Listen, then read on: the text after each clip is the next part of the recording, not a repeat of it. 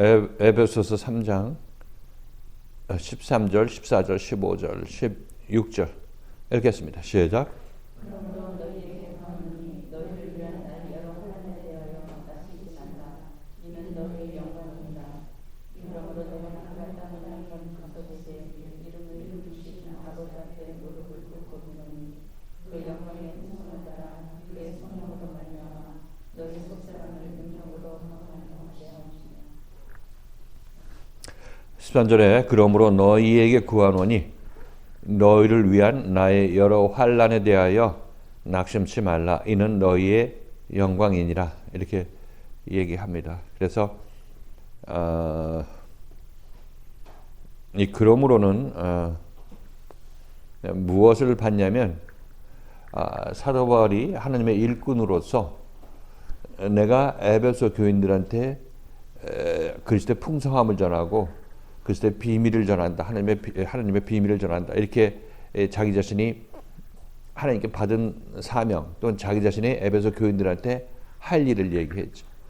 그리고 바로 직전에는 이제 내가 그런 일들을 너희에게 실질적으로 이루기 위해서 에베소 교인들과 부딪히면서 신앙생활을 하게 되죠. 그래서 이 사도 바울은 예수는 이런 일을 너에게 하시는 분이야. 그리고 실제로 이제 너희들한테 내가 예수께서 너희에게 하는 일을 직접 내가 너희들에게 생명을 전하는 일을 할 것이다. 이렇게 얘기를 하고 있습니다. 그래서 에베소 교인들한테 지난 시간에 한 얘기는 하나님의 지혜를 알게 하고 또 담대하고 당당하게 하나님께 나갈 수 있게 된다. 예수를 제대로 믿으면 이렇게 된다. 이렇게 얘기를 하고 있습니다. 그래서 이 일은 이제 사도 바울이 에베소 교인들한테 이루어주고 있는 일을 얘기를 하고 있어요. 즉 예수는 이런 일을 한다. 예수는 직접 너에게 이 일들을 이루어준다. 이렇게 얘기를 하고 있는 거죠. 그런 면에서 한번 얘기하고 또 얘기하는 것이. 자, 이제 직접 예수가 전파되고 있는 그 상황에서 사도 바울은 얘기를 합니다. 전 여러분에게 누차에 걸쳐서 그리스도의 생명이 전파될 때 가장 우리가 주의해야 될 것은 말씀을 듣는 내가 말씀에 의해서 책망과 조명을 받을 때 이때 우리들은 집에 가고 싶은 생각이 든다고 말씀드렸어요. 이걸 잘 견디면 구원받고 이걸 견디지 못하고 집으로 도중에 가게 되면 이 사람은 구원에서 탈락된다고 말씀드렸어요. 자, 그러니까 예수 믿는 데 있어서 가장 중요한 것은 예수를 만나는 것이고 두 번째는 예수를 만났으면 그 예수의 말씀 앞에 끝까지 남아있는 것. 이것이 두 번째로 중요한 거죠. 둘 다 중요한 것입니다. 어느 것 하나 없어서는 안 되는 거죠. 그러니까 사도 바울도 에베소 교인들한테 마찬가지 얘기를 하고 있습니다. 내가 막상 예수 그리스도의 생명을 너에게 전할 때 이 사도 바울은 항상 걱정하는 것은 내 말에 조명을 받고 나의 책망을 듣고 이제 집으로 가는 사람, 에베소 교회에 자기 자신 집이 있겠죠. 에베소 교인들도 자기 집이 있을 거 아니겠어요. 글리 가서 이제 말씀을 들으러 나오지 않는다. 이것을 사도 바울이 항상 걱정하겠죠. 오늘 여기서 그 맥락에서 얘기를 하고 있는 것입니다. 그러므로 너희에게 구하노니 너희를 위한 나의 여러 환난에 대하여서 낙심치 말라. 이는 너희의 영광이라. 이건 굉장히 깊은 뜻을 함유하고 있습니다.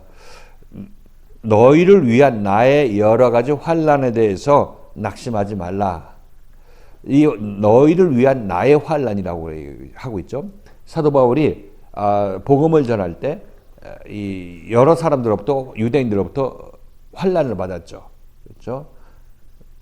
기억하나요? 뭐 돌로 쳐서 죽은 줄 알고 버렸는데 그때 거기서 사도 바울이 하나님께서 살려서 거기서 사도 바울이 살아나고 또 40에 가만 한 번 가만 39번씩 몇 번씩 자기 자신 곤장을 맞았다. 이렇게 얘기를 하기도 하고 또 파선의 어떤 아픔을 겪기도 하고 위험을 겪기도 했고 또 이제 지금은 로마 이 감옥에 갇혀 있기도 했습니다. 자, 이런 여러 가지를 놓고 너희를 위한 나의 환난이라 이렇게 표현할 수 있겠죠. 왜냐하면 이방인들을 구원하기 위해서 복음을 전파하기 위해서 사도 바울이 겪는 환난이라 이렇게 우리가 이해할 수가 있기 때문에. 그런데 이것은 제가 여러분에게 말씀을 드리면서 그건 좀 거리가 멀다. 에베소 교인들하고 멀다. 왜냐하면 사도 바울이 환난을 당한 것은 뭐 에베소 교인들만 위해서 당했겠어요? 그때는 뭐 다른 뭐 데살로니가 교회에 있으면 뭐 데살로니가 교회, 뭐 안디옥 교회면 안디옥 교회 그 사람들 위해서도 마찬가지로 환난을 당한 거죠. 이걸 특별히 에베소 교인들을 놓고 내가 너희를 위한 나의 환난이라고 얘기를 하는 것은 좀 거리감이 있다고 말씀드리는 것입니다. 예를 들어서 지금 제가 여기서 말씀을 전하는데 제가 어디 뭐 선교여행을 갔다고 합시다. 여러분 여기다 놓고 선교여행을 갔는데 제가 뭐 다른 곳에서 뭐 이단이라고 뭐 돌멩이 던지고 쫓아오고 뭐 이렇게 그런 고난을 겪는 그런 상황이 있다고 생각을 해봅니다. 자, 그랬을 때 저는 그때 그런 환난을 놓고 여러분을 위한 나의 환난이라 이렇게 직접적으로 얘기할 수는 없죠. 왜냐하면 난 그때 거기서 전도하다가 애들 고난을 받은 것이고 환난을 받은 것이니까 지금 여기 있는 그 사람들하고 직접적으로 연관관계가 없다는 것입니다. 그렇죠? 동의하시죠? 그럼 물론 여러분들은 생각할 때 앞으로 와서 이제 말씀 전하고 할 그런 생각을 했을 때 잘 되기를 기도하고 그런 것들 아픔을 여러분들이 같이 느끼고 기도하는 그런 모습을 보이겠지만 실질적으로 그 환난을 놓고 제가 여러분들을 위한 나의 환난이라고 얘기하기는 힘들다고 얘기를 하고 있죠. 그 사람들을 위한 나의 환난이지. 그렇죠? 여기까지 따라왔죠. 그러니까 사도 바울도 에베소 교인들 앞에서 너희를 위한 나의 환난이라고 했을 때는 보편적으로 사도 바울이 겪은 일반 환난을 얘기하는 것이 아니라 에베소 교인들과 자기 자신의 관계에 있어서 이 환난을 얘기를 한다. 이렇게 말씀드릴 수 있겠죠. 너희를 위한 나의 여러 환난이라 이렇게 얘기하고 있는 것은 당연히 이것은 에베소 교인과 사도 바울이 같이 신앙생활을 하고 같은 교회에서 책망을 받고 조명을 받을 때 이 사도 바울의 말씀에 의해서 교인들은 고침을 받죠. 책망을 받고 왜 이걸 했냐, 왜 저걸 하지 않았느냐 이렇게 책망을 받을 것입니다. 그런데 우리가 처음에는 에베소 교인들이 처음에는 자기가 할 수 있고 따라 나설 수 있는 것은 따라 나서겠죠. 따라 나서고 순종할 것입니다. 그러나 나중에 이제 어떤 자기 막바지에 도달해서는 그것을 자기 자신이 그냥 감내낼 수만 없는 그런 어떤 상황도 오게 되게 되는 거죠. 그래서 이거는 처음에는 우리는 이 말씀을 듣고 순종해야 되겠다 해서 순종하는 것은 그만큼 말씀을 듣고 여러분이 변화받기 때문에 그런 것이고 이 말씀을 듣고 여러분들이 변화받는 것에도 한계가 있는 거죠. 거기 못할 부분도 있는 것입니다. 그런 것들 조명을 받았을 때는 우리들은 거기에 대해서 저항을 하게 된다고 말씀드렸죠. 저항을 하고 말씀을 전하는 자를 여러분들이 핍박하게 된다, 찌르게 된다 이렇게 말씀드렸습니다. 이것이 사도 바울이 에베소 교인들을 위해서 받는 환난이에요. 자, 이렇게 환난을 받는데 이거는 이 생명을 전하는 자가 생명을 받는 자를 살리기 위해서 필히 겪어야 되는 환난인 거죠. 물론 이 사도 바울이 그들한테 환난을 줬어요, 안 줬어요?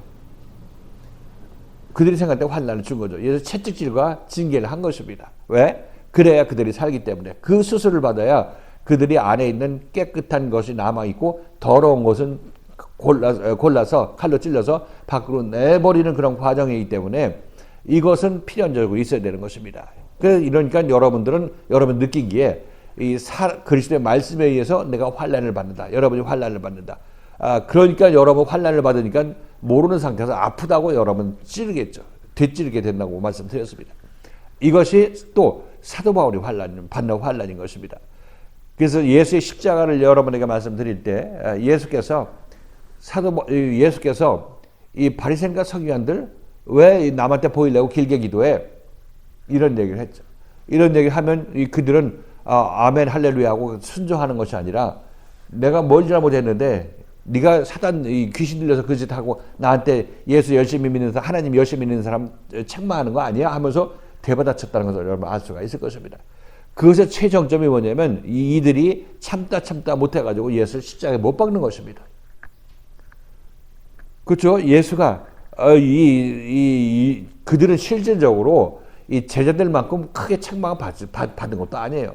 가끔 걸리는 대로 이제 부딪히면은 그 예수에서 책망을 받았던 그런 사람들인데 그로 말미암아 그들의 어떤 삶의 기반이 무너지고 자기 자신이 육신적으로 밥 못 먹겠다고 생각됐기 때문에 선동해서 예수를 십자가에 죽인 것입니다.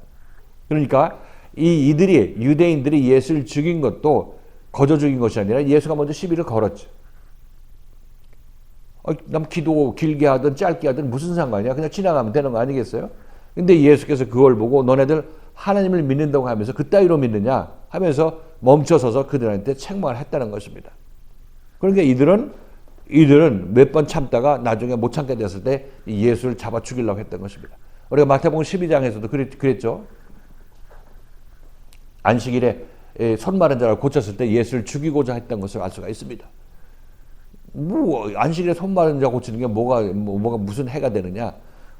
그렇게 되면 자기 자신이 그동안 가르쳐왔던 백성들이 누굴 따르게 되냐면 예수를 따르게 되기 때문에 예수를 없애버리려고 했다는 것입니다. 자기 이 육신에 먹고 살 것에 지장을 받으니까 예수를 죽이려고 했던 거죠.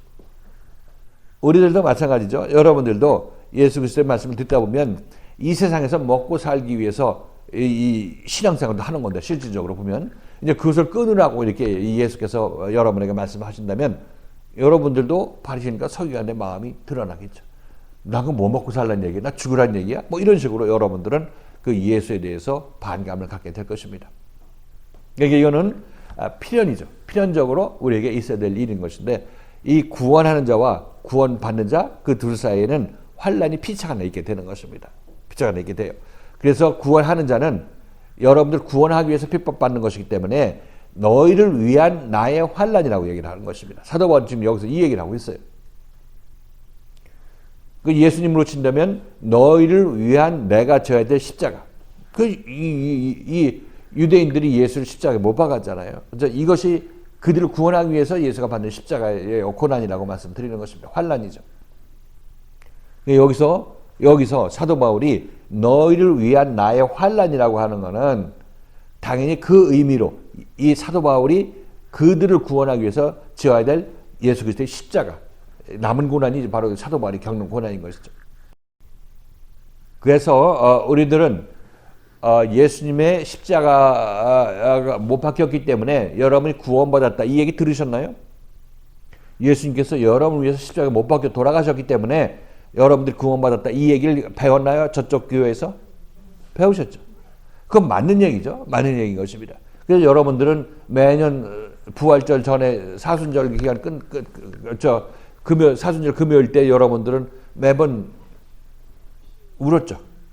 안 울었어? 요새는 안 울지만 그 금요일 날 울잖아요. 아이고 내가 예수를 십자가에 못 박은 사람입니다. 예수님 죄송합니다. 얼마나 아프셨어요. 이렇게 여러분들이 하고 자기 자신들이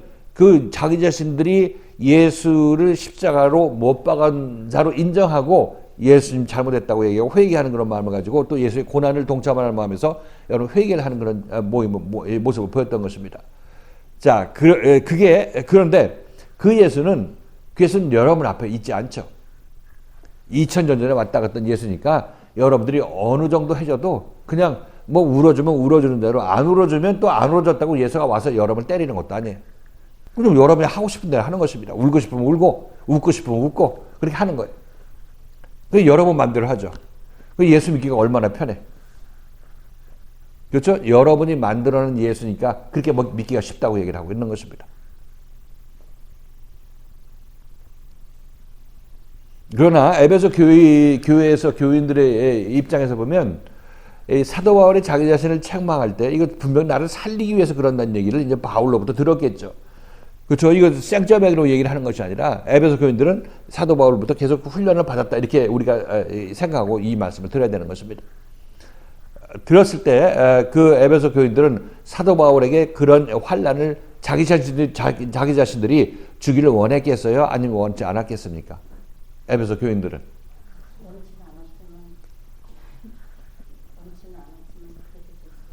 원치 않았지만 어쩔 수 없이 나오는 거죠. 어쩔 수 없이 우리 옛사람이기 때문에 나오는 것입니다. 옛사람을 살라고 나오는 거죠.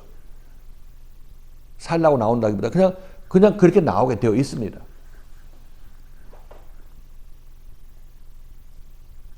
그런데 그게 안 나오면 그게 바로 우리가 예수를 십자가에 못 박는 그런 과정이죠. 그것이 예수를 십자가에 못 박는 과정인 것입니다. 예수님께 십자가에 못 박힌 이유가 그들을 살려내기 위해서 얘기했는데 그들이 찔러서 십자가에 못 박혀 돌아가신 것입니다. 그 예수 그리스도께서는 이렇게 얘기하시겠죠. 너희를 위한 나의 고난이 너희의 영광이 될 것이다. 이렇게 얘기를 하고 있는 것입니다. 나의 고난이라는 것은 나의 십자가를 여기서 얘기를 하고 있어요. 사도 바울이 하는 얘기는.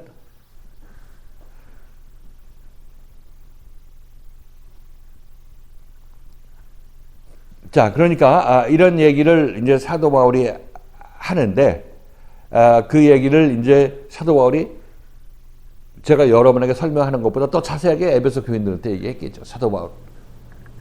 나의 환난이 있기 마련인 것이고 환난은 내가 너희들 조명하고 책망하기 때문에 너희들이 반사적으로 나오는 그런 것인데 그러나 그것 때문에 너희가 낙심하지 말라 얘기를 하고 있습니다. 낙심이 된다는 얘기는 지금 여러분들이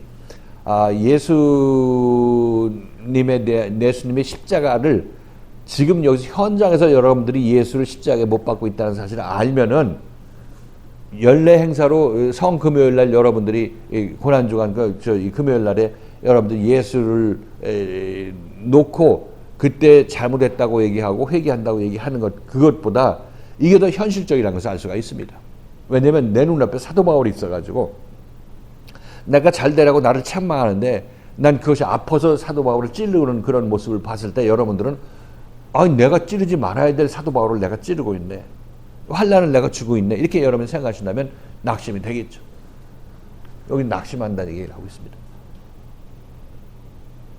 그러니까 여러분들이 사랑하는 예수를 여러분들 십자가에 못 박는다고 얘기하는 것은 생각 속으로는 여러분들이 가능하죠. 가능하고 그것에 대해서 얼마든지 회개할 수가 있습니다. 그러나 자기 눈앞에서 그리스도의 생명의 말씀을 가진 사람한테 그렇게 하게 되는 것은 그것은 정말 여러분들도 예수를 과거에 이 십자가에 달리신 그 예수를 내가 찔렀다 하고 이 개념적으로 관념적으로 생각하는 그런 어떤 예수에게 준 내가 예수께 준 환난 이것을 생각하는 것보다 내 눈앞에서 사도 바울이 그 얘기를 했을 때 내가 찌르는 것에 대해서 더욱더 내 마음속은 낙심이 되겠죠. 그죠?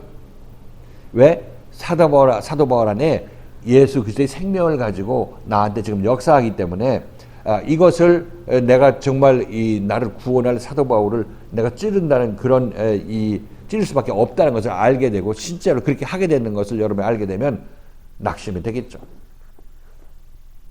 하고 싶지 않은데 그렇게 막 할 수밖에 없는 것에 대해서. 근데 사도 바울은 거기서 그렇게 얘기합니다. 너희를 위한 나의 환난, 너희가 나의 책망 때문에 나에게 가하는 그 환난은 너희의 영광이라 이렇게 얘기했어요. 너희의 영광이라. 너희가 구원받는 영광이라. 영광이 될 것이다. 이렇게 얘기하고 있습니다. 그것은 바로 영광과 연결되죠. 사도 바울에 의해서 여러분들이 책망받고 조명받은 것은 그것은 그대로 그만큼 고친 만큼 여러분들은 하나님의 영광이 여러분 안에서 자라나게 되는 것입니다. 하나님의 생명이 구원의 생명이 여러분 안에서 자라나게 되는 것이죠. 그러니까 너희를 위한 나의 환난 때문에 너희 낙심하지 말라.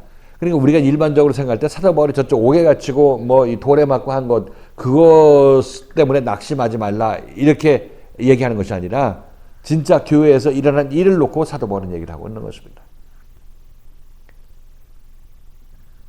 그렇죠. 이것이 지금 우리가 이렇게 읽는 거는 이렇게 읽어야 되겠다고 읽는 것이 아니라 생명을 가진 사람들은 이렇게 읽을 수밖에 없어요. 왜냐하면 이게 두루뭉술하게 저쪽에서 사도 바울이 고난받는 것을 너희를 위한 고난이라고 얘기하는 것, 이 환난이라고 얘기하는 것은 그건 이 멀리 떨어져 있는 그런 얘기이기 때문에 이 성경 말씀에서는 지금 여기서 일어난 일이 아니라는 것을 알 수가 있습니다. 그러니까 우리들은 그렇게 읽으면 성경이 잘못됐다. 저쪽 역사적인 일이나 저쪽 편의 얘기로 이렇게 성경이 읽히면은 그것은 성경을 지금 잘못 읽었기 때문에 저쪽으로 보이는 것입니다. 성경 말씀을 제대로 읽으면 그 성경 말씀이 지금 여기서 진행되고 있는 일이라는 것입니다.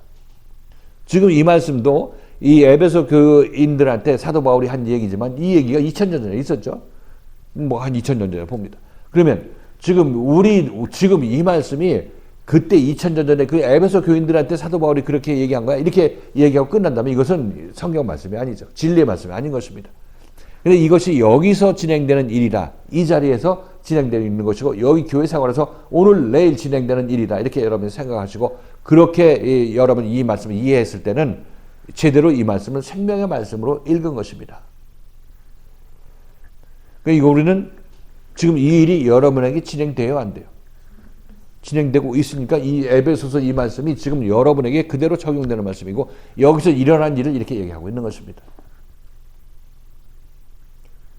너희를 위한 나의 십자가의 환난을 보고 너희들은 낙심하지 말라.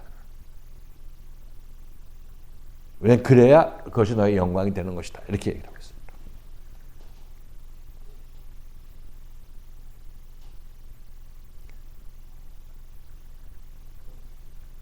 그래서 어떤 사람은 생각하기를 나는 그러면 사도 바울한테 환난을 안 주고 어떻게 구원받을 수 없나? 나는 어떻게 해야 되나? 어떻게 해야 돼? 사도 바울은 구원자로서의 십자가로 가는 거잖아. 우리는 우리 죄값 때문에 십자가에 우리 자기의 나의 십자가로 가는 건데, 근데 이제 우리가 그 십자가로 가는 과정 중에서 생명의 말씀을 가진 자가 정말 세상 것에 붙여있는 우리들, 그다음에 또 죄악된 모습들, 또 하나님의 마음이 합하지 않은 모습들을 책망하고 지적할 때 우리는 그거 피전작이라고 이분이 말씀해 주신 것처럼 우리는 그것이 나의 생명을 살리는 것을 이미 모르고 내가 혼란 맞는 것만 생각하기 때문에 그것에 대해서 우리가 말씀을 생명을 전하는 그 사람을 우리가 찌르고 대적할 수밖에 없는데 계속 그 말씀 지금 하시는 말씀이 우리는 그 말씀을 대적하는 힘으로 또 우리가 십자가에 가고 그러면서 우리는 또 거기에 끝까지 남아있으면 생명이 자란다는 게 말씀에 계속 해주시는 것처럼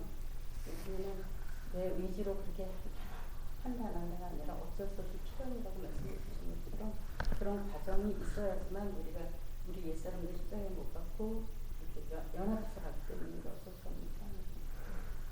예, 그거는 우리가 안 하려고 하는 게 맞는 거지만 안 하려고 해도 이제 나오게 된다고 말씀드렸어요. 나오게 되는 것이니까 필연적으로 우리가 겪어야 될 그런 문제죠. 그러니까 우리로서는 어쩔 수가 없는 거고 지금 이 유대인들은 예수의 책망을 듣고 예수를 육신적으로도 물리적으로도 십자가에 내주었죠. 그렇죠? 앞장서서 예수를 십자가에 못 박았습니다. 반면에 제자들은 예수를 부인하고 저주를 했지만은 베드로에 대표되는 이 제자들로 대표되는 베드로에서 대표되는 제자들은 그렇게 했지만은 그러나 다시 예수를 기대하고 예수를 바라봤던 것입니다. 그래서 이 제자들은 어떻게 보면 환난을 이 예수께 주었죠. 그렇죠? 예수께 준 것입니다. 그런데 그들은 그 어떤 예수께 환난을 주었을 때 유대인들은 물리적으로 줬던 것이고 물리적으로 실제적으로 주고 자기 몸도 예수를 떠났기 때문에 말씀을 더 이상 받을 수도 없었던 것이고 그래서 구원에서 타락된 것이고 제자들은 계속해서 그 말씀 앞에 남아 있었죠. 자, 그래서 이 제자들은 그러면 어떻게 그 말씀 앞에 그래도 남아 있을 수 있겠는가? 어떻게 그렇다고 제자들은 남아 있을 수 있었다고 여러분 생각하십니까? 유대인들은 예수를 죽이고 떠난 거죠. 제자들은 어떻게 이 유대인과 다르기 때문에 이 말씀에 남아 있을 수 있었겠어요?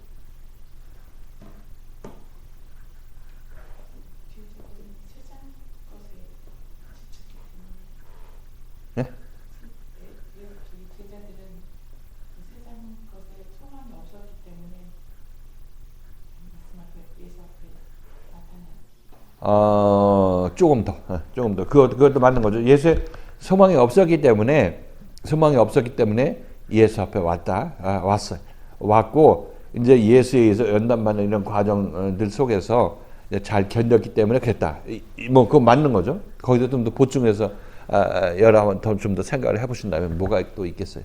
그것 때문에 예수 앞에 남아있지만 결국은 예수님의 말씀 앞에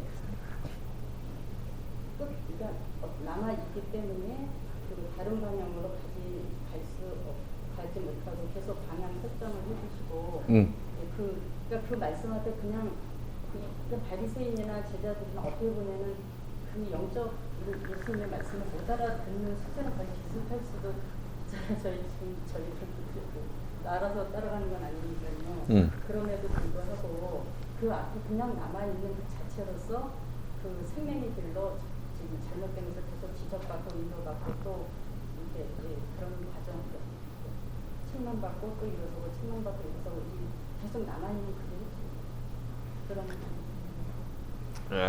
그러니까 근본적으로 일단 예수를 따라 나서려면 세상에 지쳐야 되고 세상에 소망이 없어야 되고 내가 이 예수를 따라서 새 생명을 받겠다. 그게 어떤 생명인지는 아직 모르는 상태에서 새 생명을 받겠다고 하는 거니까 새로운 구원의 세상을 보겠다고 해서 따라 나서는 것이고 이들이 예수를 따라 나선 이후로 그 들은 말씀들이 있을 거 아니겠어요? 지금 예를 들어서 우리 같은 경우도 여기 와서 처음 왔을 때 여러분들 그 이후로 지금까지 들은 말씀이 있지 않냐 말이죠. 우리는 이런 경우에 나도 모르는 사이에 환난을 나를 구원하는 자에게 환난을 내가 끼칠 수가 있어. 이런 얘기를 듣는 거죠. 이런 얘기 들으시면 여러분 마음속에서는 나는 그렇게 하지 않아야 되겠다는 그런 마음이 있을 거 아니겠어요? 그죠? 그리고 이 얘기가 지금 제가 여러분들에게 들은 이 말씀도 한 번만 드리는 것이 아니라 기회 있을 때마다 계속 히브리서 할 때도 얘기가 나오고 숱하게 이 말씀이 여러분에게 전파되고 있다는 사실을 아실 수 있을 것입니다. 그렇죠? 그러니까 이 말씀을 들을 때마다 여러분들은 이 말씀에 의해서 앞으로 내가 그런 일들이 있을 때 그러면 나는 그런 일을 해놓고 할 수밖에 없으니까 그런 일을 환난을 주는 일을 할 거 아니겠어요? 찌르는 일을 할 거란 말이죠. 하고 나서 우리들은 그때 이 들은 말씀에 의해서 내가 이러면 안 되는 거를 뻔히 알고 있었지 않았느냐 이런 생각이 들겠어요? 안 들겠어요? 들죠? 그래 들으니까 이 말씀에 의해서 여러분들은 살아날 수 있는 길을 제시받는 거죠. 유대인들은 이런 얘기를 많이 안 들었어요. 구체 들으려고 하면 도망가고 왜 나한테 피해를 주느냐고 도망가 버리고 예수를 돌로 쳐고 와서 더 이상 말 못하게 하는 그런 일만 했지 이 그리스도의 말씀을 계속 들으려고 하지 않았다는 거죠. 그래서 우리는 이 기간 동안에 내가 아직 그 일을 닥치기 오기 이전에 그 일이 나한테 오기 이전에 여러분들은 이 말씀을 예언적인 말씀을 듣게 되는 것입니다. 그 예언의 말씀을 들으면 여러분들 앞으로 그런 일이 있을 때 나는 이렇게 하겠다 저렇게 하겠다 어떻게 해야 되지 하는 그 방향성에 대해서 이 말씀에 의해서 알게 되는 거죠. 마음속 깊이 새기게 되는 것입니다. 그러면 그렇게 어쩌다가 내가 그래서 안 하려고 하겠죠. 여러분들 환난을 왜 끼치려고 하겠어요. 안 하려고 하겠죠. 그렇지만 그게 나오게 된다고 말씀드렸어요. 나오고 난 다음에는 여러분들은 내가 이렇게 하면 안 되지 하는 그 마음이 왜 생기냐면 그동안 들었던 말씀에 의해서 생기는 것입니다. 그러니까 예수가 3년 반 동안 제자들을 데리고 다닌 것은 아무것도 안 고쳐진 게 아니에요. 제자들이 많이 고쳐진 것입니다. 말씀에 의해서 마음속에서 여러 가지 생명의 어떤 이 자라남이 있었고 생명이 주는 그 어떤 이 진리의 말씀과 진리의 길을 깨우침을 받았다는 사실인 것입니다. 그러니까 이렇게 했을 때도 다 돌이키는 원상 회복하고 다시 돌이키고 예수 앞에 남아있으려는 그런 생각들이 들어가게 된 이유는 그동안 말씀을 들었기 때문에 그런 것이죠. 무슨 얘기인지 아시겠죠? 그래서 제자들 우리가 흔히 겉으로 봤을 때 제자들은 3년 반 동안 예수를 따라 나서도 배운 게 아무것도 없고 예수를 배반하고 뭐 다 뿔뿔이 흩어졌어. 이렇게 비방하지만은 그것은 이 예수님께서 제자들을 어떻게 키우는지 몰라서 그런 것이에요. 생명을 모르는 사람들이 베드로를 비판하는 것이에요. 제대로 예수의 생명을 받아가는 사람은 한꺼번에 탁 받는 것이 아니라 이렇게 예수를 처음 만날 때부터 점점 키워나가는 것입니다. 내 안에서, 우리 각자 안에서.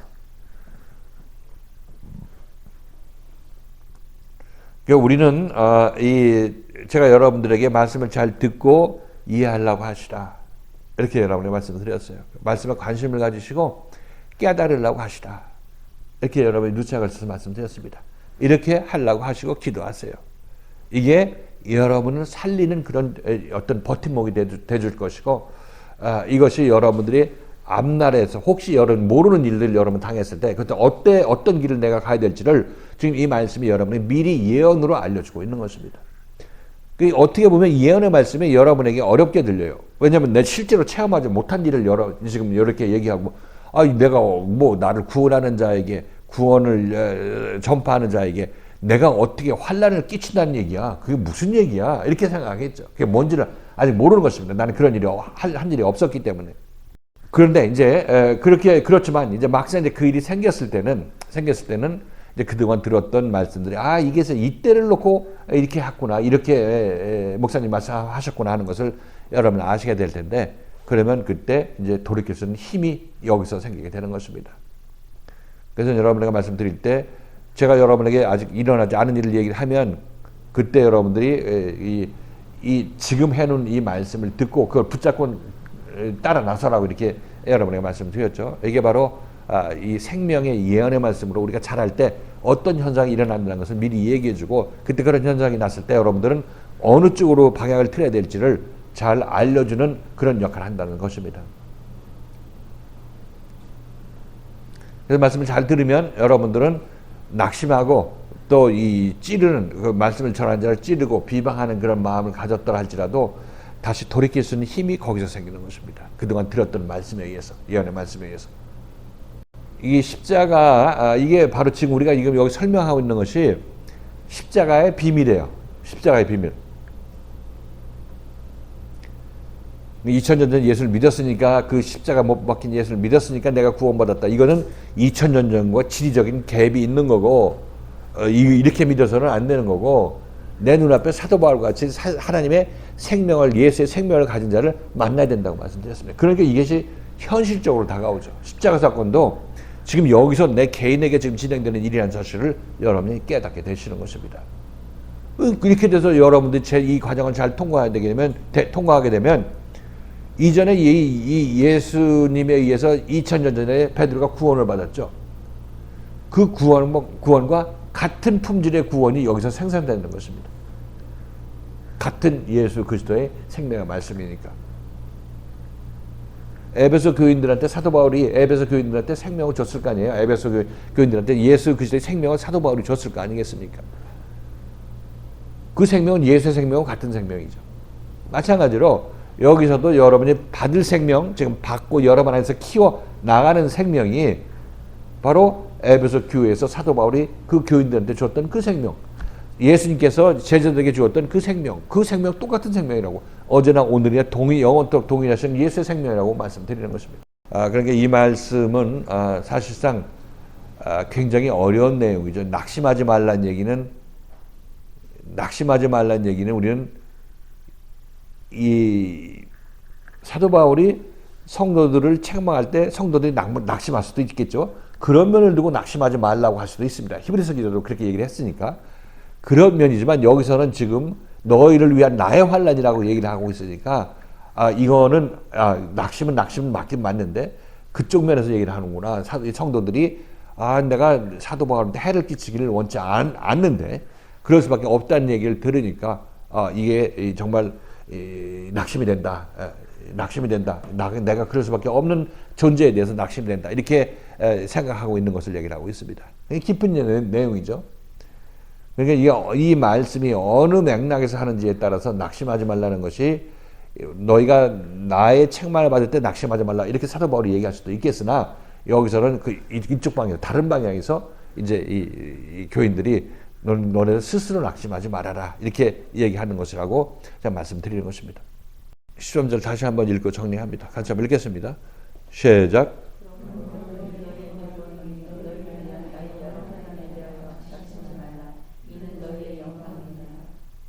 이제 드린 말씀을 듣고 이 말씀을 읽을 때 그렇게 좀 읽혀지나요? 네? 조금 읽혀져요?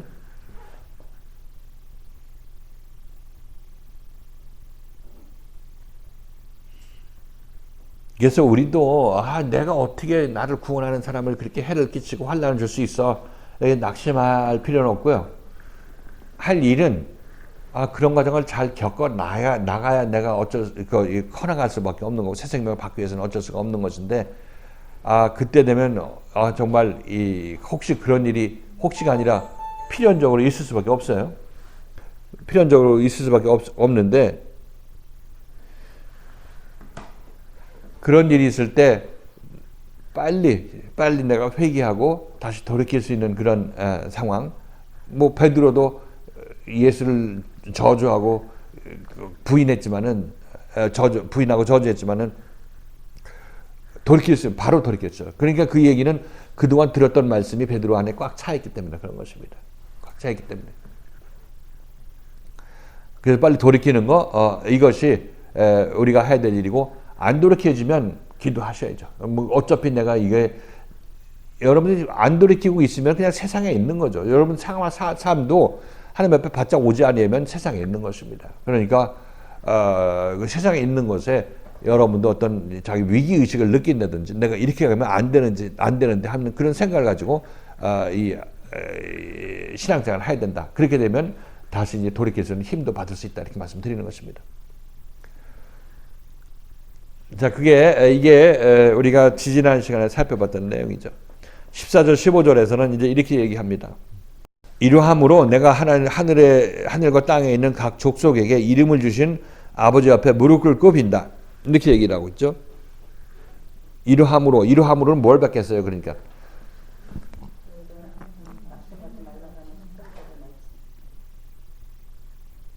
낙심하지 말고 그것이 너의 영광이 된다, 이런 얘기를 하고 있습니다. 그러니까 이러함으로 이 얘기는 이 사도 바울이 그 낙심의 요소가 되는 그런 일들을 하겠어요? 계속 하겠다는 의지겠습니까? 하지 않겠다는 의지겠어요? 사도 바울은 그냥 구원하는 일을 할 것입니다. 근데 구원에 수반되는 일들이 그 구원을 받는 사람들이 구원하는 사람에게 환난을 끼치고 찌르기 때문에 그 일들이 있을 수밖에 없기 때문에 이제 사도 바울은 그렇기 때문에 이들이 낙심하게 되는 그런 경우도 있게 되는데, 그렇기 때문에 사도 바울은 기도한다, 이렇게 얘기하고 있습니다. 그렇기 때문에 기도한다. 이들이 이 에베소 교인들이 낙심을 하게 됨으로 말미암아 사도 바울은 그것이 곧 너의 영광이라, 이렇게 바로 이제 연결시켜서 얘기를 하고 있죠. 너희들이 이 낙심하게 되는 것은 바로 이 구원의 영광을 너희가 받는 것이다, 이렇게 얘기를 하고 있습니다. 낙심하게 되는 것이 아니라 너희가 환난을 나한테 끼치게 되면 그것이 너의 영광으로 연결된다, 이렇게 얘기를 하고 있습니다. 그리고 이 일들은 사도 바울이 원하든 원치 않든 에베소 교인들한테 복음을 전파할 때 필연적으로 있는 일인 것이죠. 그러니까 교인들에 의한 사도 바울의 환난, 그죠? 그로 말미암아 교인들이 낙심하는 것, 그리고 그로 인하여서 이 하나님의 영광이 도달하는 것, 이건 전부 같이 일어난 일들이, 같이 뭐 앞서거니 뒤서거니 할 것도 없이 우선 앞선다는 얘기는 사도 바울의 책망이 우선이겠죠.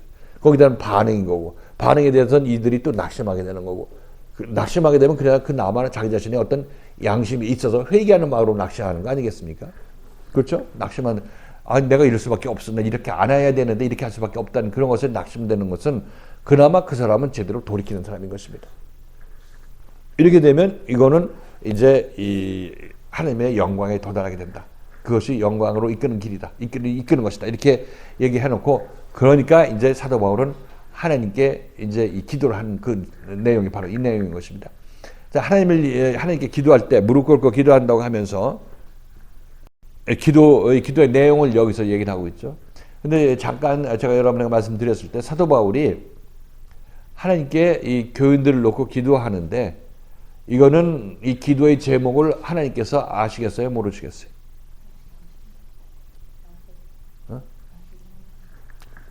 알죠? 당연히 하나님께서 사도 바울에게 시킨 일이 이 일인데 당연히 하나님께서 알죠. 그러면 사도 바울은 이 기도의 내용을 알겠어요? 모르겠어요? 사도가 알고. 그럼 누가 몰라? 그렇죠. 에베소 교인들이 모르는 겁니다. 에베소 교인들이 알아도 어렴풋이 알거나. 그러니까 이 사도 바울은 하나님께 물론 기도해서 그 생명이 자라나게 해달라고 기도하는 건 마땅하지만은, 그러나 이 길을 이렇게 문자로 써가지고 이렇게 눈에 보이게 기도하고 하는 이유는 바로 에베소 교인들한테 힘을 주기 위해서 그렇게 하는 것입니다. 이렇게 너희가 하나님에서 인도함 받고 있다, 이렇게 얘기를 하고, 하나님께서 너희들 이런 사람으로, 속 사람을 강건한 사람으로 만들게 하기 위해서 하나님께서 인도하고 계시다. 이 얘기를 하고 있는 것입니다. 하나님께서 하시는 일을 하나님께 기도하는 형식으로 사도 바울이 이 교인들한테 알리는 것입니다. 자, 이건 그렇고 이러함으로는 얘기해서 이러함으로 그러니까 이런 일들이 있을 것이므로 그렇죠. 너희가 나에게 환난을 끼치고 너희가 낙심하고 또 그러므로 너희가 영광을 받게 되는 이런 일들이 계속 반복적으로 있을 것이므로 이렇게 얘기를 하고 있습니다. 우리는 그 일들이 지금 일어나고 있나요? 여러분들이? 예. 모르긴 몰라도 그 일들이 여러분이 일어나고 있습니다. 일어나고 있고 크게나 작게나 이미 많이 일어났어요. 아직 감지를 하지 못해서 그렇지. 그렇게 해서 우리가 잘하고 있는 것입니다. 자, 기도하라 하는데 하나님께 기도를 하는데 이렇게 얘기합니다. 내가 하늘과 땅에 있는 각 족속에게 이름을 주신 아버지. 하나님을 얘기할 때 하늘과 땅의 각 족속에게 이름을 주신 아버지라고 칭한다고 말씀드렸어요. 자, 우선 여기서 하늘과 땅이라는 것은 하늘과 땅에 있는 각 족속이라고 얘기했을 때 어떤 사람은 어떤 학자는 하늘을 어디라고 한다고 그랬어요? 하늘에 있는 족속을 천사들, 그러니까 날개 달린 천사들, 먼저 돌아가신 그 하늘에 있는 천사들을 이렇게 이해하는 사람이 있죠. 하늘이라고 하면 무조건 저쪽 하늘만 바라보고 있기 때문에 그런 거죠. 그 땅에 있는 족속은 이 땅에 남아있는 자들. 이렇게 둘이 합쳐서 전부 하나님의 족속이다. 하나님의 권속이다. 이렇게 얘기를 하고 있어요. 그러나 그것이 아니라 여기서는 하늘이라는 것은 하늘에 속한 자들이 하늘이죠. 하나님 그 안에 있으면 그 사람이 하늘이라고 말씀드렸어요. 하나님이 있으면. 하나님이 계신 곳이 하늘이죠. 그래서 하나님의 생명의 말씀을 전하는 자의 입장에 있는 사람들을 하늘이라고 얘기를 하고 있고, 그 다음에 그 말씀을 받아서 땅에 산물을 내는 사람들, 땅에 소산을 내는 사람들, 그렇죠? 생명의 말씀을 받고 거기서 열매를 내는 사람들, 이 사람들이 땅이죠. 그 하늘은 생명의 말씀을 전하는 자, 땅은 생명의 말씀을 받고 그 하늘의 생명체를 내는 자들, 이렇게 연결되는 것을 알 수가 있습니다. 그래서 하나님께서 때로는 하늘이여 들으라, 땅이여 들으라 이렇게 얘기하는 것을 여러분 기억하실 것입니다. 이사야서 말씀입니다. 그러니까 하늘과 땅은 지도자들, 그럼 율법적 지도자도 하늘이라고 얘기할 수 있겠죠. 남을 가르치고 그 다음보다 땅보다 높은 지위에 있는 사람들. 근데 여기서는 지금 얘기할 때 하나님의 생명을 전하는 부류의 사람들, 생명의 말씀을 갖고 있는 자들, 그들이 하늘인 것이고, 땅은 그 생명을 받으려고 말씀을 듣는 자들, 연합하는 자들, 이렇게 얘기할 수 있겠죠. 우리가 주기도문에서 뭐라고 그랬어요? 하늘과 땅에 들어간 내용이 뭐라고 그랬어요? 나라의 힘 없으며 뜻이 하늘에서 이루어진 것 같이 땅에서도 이루어지다. 이거는 기억하네, 우리는. 이 말씀을 기억하네. 그러니까, 잘 보세요. 지금 예수님께서 너네들 이렇게 기도해. 얘기하면서 나라에 임합시면 하늘나라가 임하게 해달라는 그 얘기를 당연히 하는 것이고, 뜻이 하늘에서 이루어진 것 같이 땅에서도 이루어지게 하옵소서 이렇게 얘기를 하고 있죠. 이게 중요한 것입니다. 예수께서 너희 기도해 얘기했을 때 이 주기도문 이 형식으로 해서 처음에 먼저 하나님을 찬양하고 그 다음에 하나님께 바라는 거 원하고 구하는 거 이렇게 나열하고 이런 기도 형식을 얘기하는 것이 아니라 예수님께서 제자들한테 기도하라는 내용이 뭐겠어요? 뭐겠어요? 그것이 다 처음부터 끝까지 뭐겠습니까? 하늘에서 뜻이 이루어진 것 같이 땅에서도 이루어지다. 하늘이 임하는 것을 우리에게 원하는, 우리가 기도하라고 얘기를 하고 있는 거죠. 여러분들도 주기도문 하시는데, 주기도문의 내용이 뭐냐면, 이 생명의 말씀을 잘 듣고, 여러분들도 이 생명의 말씀으로 열매를 산출하는 사람이 되게 해주시옵소서, 이거 기도하는 것입니다. 이거 어떤 내용이든지.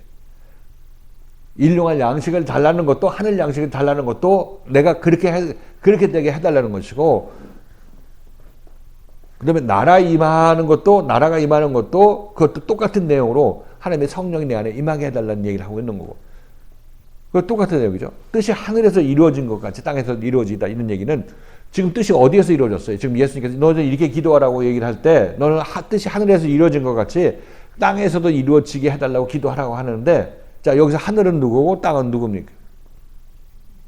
하늘은 누구? 아, 예수님이시죠? 말씀을 지금 전하고 있으니까 그게 하늘 있잖아요. 땅은 제자들. 뜻은, 하나님의 뜻은 예수께 이루어졌어요? 안 이루어졌어요? 이루어졌죠. 그 이루어진 것 같이 예수가 그리스도의 성령을 받은 자가 된 것 같이 그 일이 우리들에게도 너희들에게도 이루어지게 해달라고 기도하라 얘기를 하고 있는 것입니다. 물론 기도를 그렇게 하라는 얘기가 물리적으로 입으로 그렇게 소리를 내라는 것이 아니라 삶을 그렇게 살라고 얘기를 하고 있는 것입니다. 너희 목적이, 삶의 목적이 이런 기도를 하는 자가 되어야 된다고 얘기를 하고 있는 것이죠. 우리들도 주기도문은 매번 예배 끝날 때 주기도문을 하지만은 주기도문 하라니까 그 뭐 노래로 만들어서 주기도문 하고 예배 끝날 때 주기도문 송 있죠. 주기도문 찬송. 예배 끝날 때 하고 이렇게 그냥 외우고 다른 건 몰라도 이것은 외우고 있으면서 이렇게 기도하라고 해서 그렇게 하지만은 이거는 우리의 삶의 태도를 얘기를 하고 있어요. 삶의 태도. 그러니까 여러분들이 여기서 뭐 이렇게 목각 때 나오고 하는 거 이것도 여러분 살기 위해서 그러는 거 아니에요? 살기 위해서. 뜻이 하늘에서 이루어진 것처럼 땅에서도 이루어지게 하기 위해서 오시는 거 아니겠냐고. 그러니까 이 여러분들은 기도를 주기도문을 몸으로 하는 거예요. 입으로 안 해도 너 주기도문 하고 있구나 하나님께서 아시는 거죠. 이 삶 자체가. 하늘과 땅에 있는 하늘과 땅의 각 족속이라는 것은 패밀리라고 그랬어요. 패밀리는 가족을 얘기를 하고 있죠. 그러니까 하늘에 있는 그 말씀을 전하는 자나 말씀을 받는 자는 하나님께서는 둘 다 나의 가족이다. 이렇게 가족이라 이렇게 얘기를 하고 있는 것입니다. 자, 그런 그들에게 뭘 줬어요? 이름을 줬다고 얘기를 하고 있죠. 이름을 주었다 이렇게 얘기를 하고 있습니다. 자, 우리가 이름을 준다는 얘기는 이름이라는 것은 그 사람의 본질이고 그 사람의 어떤 태생적인 속성을 얘기한다고 말씀드렸어요. 그래서 그들한테 이름을 준다 이렇게 얘기하고 있는 것은 하나님께서 그에게 이름을 주시는데 그 이름이 단순한 이름이 아니라 단순한 속성이 아니라 하나님께서 주시는 그 이름은 어떤 이름이겠어요? 좋은 이름, 나쁜 이름. 좋은 이름이죠. 아브라함을 아브라함이라고 부르고 사레를 사라라고 불렀고 이렇게 이름을 주셨죠. 그러니까 그게 이름이 좋은 이름인 것이에요. 좋은 이름인데 이전의 나를 바꾸어서 새로운 사람으로 만들어서 이름을 주는 거죠. 그러니까 이름을 줬다는 얘기는 그 사람을 새로운 존재로 만들어서 이름을 주는 것입니다. 새로운 존재이기 때문에 새 이름을 주는 것이고. 그러니까 여기서 하늘과 땅의 모든 족속에게 이름을 주신 하나님이라 이렇게 얘기를 하고 있는 것은 하늘에 계신 사람은 당연히 하나님께서 이름을 주셨죠. 하늘에 이름을 주신 것이고 땅에 있는 사람도 이제 하늘로 이름을 주겠죠. 하늘에 이름을 주는 것입니다. 하나님께서는 좋은 이름 주시는 것이니까 지금 내가 미련하고 땅에 속하고 땅에 것만 찾는 그런 사람이라도 이제 하나님께서 이름을 주었을 때는 난 땅에 속한 자가 하늘에 속한 자가 되는 거죠. 뜻이 하늘에서 이루어진 것처럼 땅에서도 이루어지게 되면 이 땅은 하늘이 되는 거죠. 그래서 여러분들은 이제 여기 교회에 와서 이 말씀을 들으면서 하나님께서 여러분을 부르셔서 여기 오셨어요. 뭐 여러분 부인하든 뭐 하든 뭐 시인하든 하나님께서 부르셔서 이 자리에 오셨고, 그리고 하나님께서 여러분에게 이름을 이미 주셨어요. 이름을 주셨습니다. 그러니까 이거는 아직 내가 완전하게 이름을 바뀐 사람의 존재는 안 변했더라도 이제 때가 되면 변할 수밖에 없어요. 왜? 하나님이 생명이시기 때문에 생명을 시작했으면 열매 맺는 것은 당연히 하나님께서 하시는 일인 것입니다. 그러니까 우리들은 장성한 자가 되는 것은 이미 정해져 있는 것이라고 얘기를 할 수 있겠죠. 이름을 이미 주셨어요. 그리고 이게 하나님께서 우리에게 이름을 주셨다. 하늘과 땅의 모든 족속, 모든 가족들에게 하나님께서 이름을 주셨다는 얘기는 이들을 내가 이미 구원한 사람들로 만들기를 작정하고 불러서 이미 그들을 구원받은 사람으로 만들었다 이렇게 얘기하시는 것입니다. 이름 주었다는 얘기는. 다 고친 다음에 줘야 되는데 고치기 전에 이미 주는 것입니다. 그래서 하나님의 예정은 결국 하나님께서 이미 그것을 완성하신 것이라고, 동격이라고 여러분에게 말씀드린 바가 있습니다. 그래서 우리들은 이름이 이렇게 바뀌는 것은 복된 것이다. 하나님께서 그런 이름을 주신 아버지라 이렇게 얘기를 하고 있는 것은, 사도 바울이 이 얘기를 하는 것은 에베소 교인들이 혹시 낙심할까봐 언제 나는 뭐 이 제대로 되고 언제 난 장성한 자가 되는 것이야 이렇게 낙심할까봐 하나님께서는 이미 너희들 이미 이름을 주신 그런 족속들이야, 주신 하나님의 가족들이야 이렇게 얘기를 하고 있는 것입니다. 그럼 에베소 교인들이 좀 소망이 생길까요? 생기죠. 당연히 생길 것입니다. 그것을 의도해서 사도 바울이 하늘과 땅에 있는 모든 가족들에게 이름을 주신 아버지께 빈다고 얘기를 하고 있습니다. 자, 여기까지 됐죠. 그 다음에 비는 내용이 뭐냐면 첫 번째 나오는 내용이 16절 같이 한번 읽겠습니다. 16절 시작.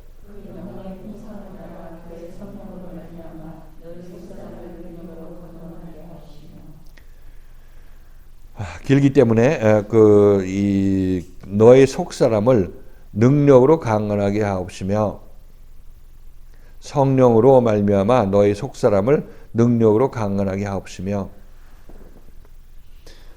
사도 바울이 에베소 교회에서 하는 일이 지금 하나님께 기도하는 이 내용인 것입니다. 하나님의 성령의 능력으로 그들의 에베소 교인들의 속사람을 강건하게 하시는 것, 강건하게 하는 것. 이것이 사도 바울이 그들한테 하는 일이고, 그리고 하나님께서 그 일을 그들에게 이루어지도록 역사하시는 것입니다.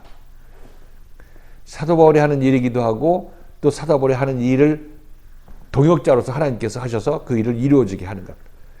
내 안에서 속사람이 강건해지려면 말씀을 듣고 여러분 안에 있는 세상적인 생각들, 세상적인 마음들이 씻김을 받고 나가야 되는 것, 씻어 내려가야 되는 것, 물로 씻어 버려야 되는 것이죠.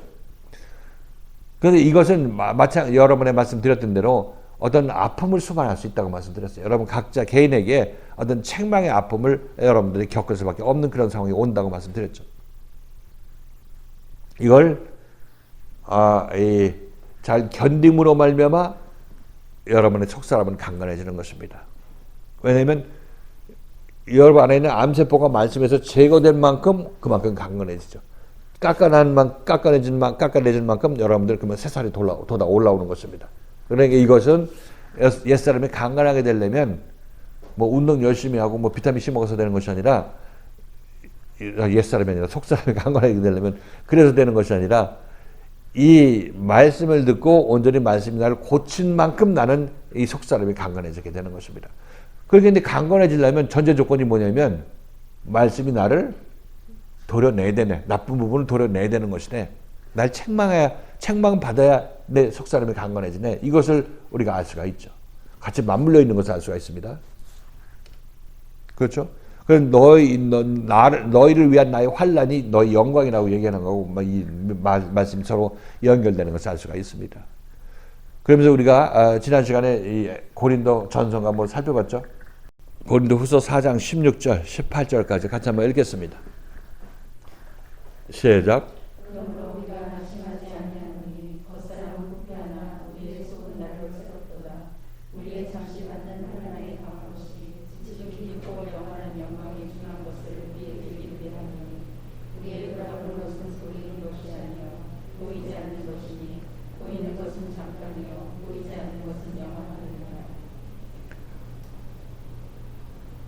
우리가 낙심하지 않는다. 왜냐하면 겉사람은 후패하나 우리의 속사람은 날로 새롭도다. 겉사람이 후패하고 점점 시들어가게 되면 그와 반비례해서 우리의 속사람은 날로 새롭게 되는 것입니다. 자, 그럼 이것을 보고 우리의 잠시 받는 환난에 경한 것이, 우리가 받는 환난에 경한 것이라는 것은 겉사람이 후패하게 될 때, 점점 쇠약해지고 말씀에서 책망받아서 찌그러들게 됐을 때, 그때 우리는 환난을 받는 거죠. 그 환난에 경한 것이, 가벼운 것이라고 얘기를 하고 있어요. 그것이 지극히 크고 영원한 영광에 중한 것을 우리에게 이루게 함이니, 그러니까 우리는 환난에 경한 것을 기필코 있어야 되는 거죠. 있어야. 그래야 지극히 크고 영원한 영광에 중요한 것을 우리에게 그래서 이루어지게 된다고 얘기를 하고 있습니다. 이루게 된다고 얘기를 하고 있죠. 우리가 여기 같이 살펴란 말씀하고 정확히 일치하는 것을 알 수가 있습니다. 그래서 우리가 바라봐야 될 것은, 우리가 돌아보는 것은 보이는 것이 아니요, 이 세상 보이는 것들이 아니라 보이지 않는 것인데, 보이는 것은 잠깐이고 보이지 않는 것은 영원한 것이다, 이렇게 얘기를 하고 있습니다. 뭐 길게 얘기하는 거 알겠죠. 근데 우리가 말씀을 듣고 말씀이 우리를 책망할 때 이것은 영원한 것 아니면 잠시 잠깐의 이 것들, 말씀이 여러분에게 주는 것은, 이것은 어떻게 보면 여러분 받아야 될 내용이죠. 그런데 이 말씀을 받지 못하겠다고 저항하는 것은 여러분 잠시 잠깐의 여러분 잘못된 판단인 것이고, 그렇죠? 말씀이 여러분에 들어갈 수 있도록, 받아들일 수 있도록 이렇게 해야 된다, 이렇게 여러분의 말씀 드리는 것입니다. 우리는 보이지 않는 것을 위해서 싸우는 것이 아니라 보이는 것, 유한한 것, 내가 아는 것을 지키기 위해서 말씀을 대적하는 것입니다. 그러니까 그렇게 하지 말아야 된다는 얘기를 하고 있는 거죠. 우리가 그렇게 주장하는 것은 잠깐이고, 말씀이 여러분에게 지시하는 것은 영원한 것이기 때문에 이 영원한 것을 우리가 추구해야 되고, 이 영원한 것이 나의 보이는 것을 지배하는 것입니다. 내 안에서 영원한 것이 임하면 우리는 보이는 이 세상 유한한 것들도 이 내 안에 있는 영원한 것이 다 지배하고, 다 여기서 좋게 모든 것들을 분별할 수 있는 눈을 우리가 소유하게 된다고 말씀드리는 것입니다.